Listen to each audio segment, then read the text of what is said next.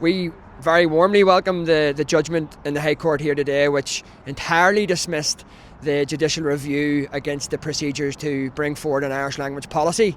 That clears out any delay or any attempt to obstruct the implementation of that policy. We've been waiting almost 30 years since the Good Friday Agreement promised resolute action for the Irish language for the implementation of a progressive minority rights compliant policy here in Belfast. This policy will now make sure that the Irish language is seen right across Belfast, it is heard right across the city, and the Belfast City Council, from Holland to Cataract, from the City Hall right through the city, ensures that the Irish language sits equally alongside the English language, and we have that very physical manifestation of equality where both languages require equal respect and equal position in public signage and services. That now prevails and becomes a very constant approach and consistent approach from the City Council right across the city.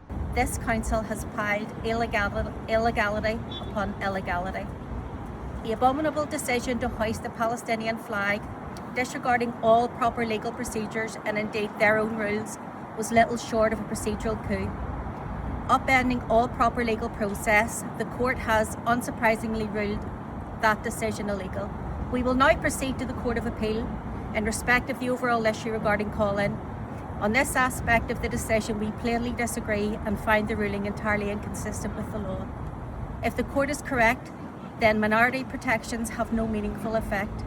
This cannot be correct. However, if this is so, then unionist councils most urgently begin aggressively imposing majority rule. I am now calling on unionist councillors to bring forward a motion of no confidence in the council officers who provided the legal cover to the pan-Republican majority to unlawfully force through the Palestinian flag decision